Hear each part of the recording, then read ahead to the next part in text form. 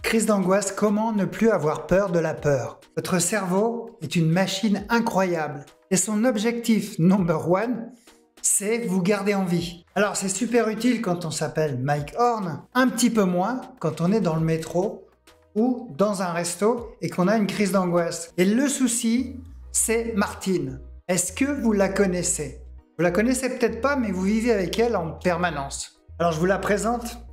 Martine, c'est cette petite voix dans votre tête. Alors c'est une véritable mère poule. Elle veut qu'il ne vous arrive absolument rien du tout.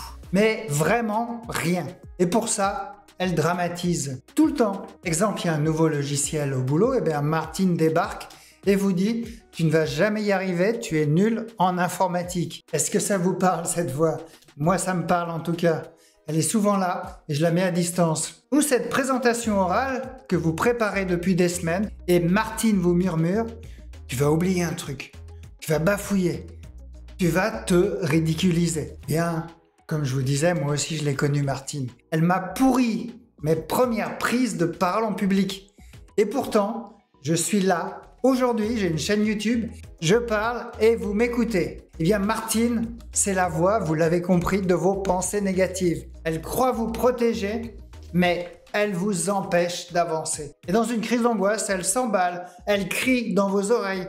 Tu as quelque chose de grave, ton cœur bat trop vite, tu vas perdre connaissance, tu vas t'évanouir, tu vas faire un malaise. Et c'est là que le piège se referme. Le problème, plus juste la peur, c'est la peur de la peur. Vous sentez votre cœur qui bat plus fort, vous vous inquiétez, et plus vous vous inquiétez, plus votre cœur bat plus fort. C'est une sorte de cercle vicieux. Martine adore ça. Elle vous fait croire que c'est grave, alors que c'est seulement une réaction de panique et pas un réel danger. Si vous avez vu votre médecin passer des examens et qu'on vous a dit rien à signaler, alors ce que vous ressentez, c'est juste une crise d'angoisse. Oui, cœur bat plus vite. Oui, vous avez les mains moites. Oui, votre tête tourne.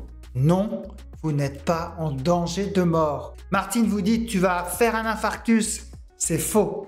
Martine vous dit tu vas perdre le contrôle en voiture. C'est faux. Martine vous dit tu ne vas jamais t'en sortir. Faux. Moi, je vous propose autre chose.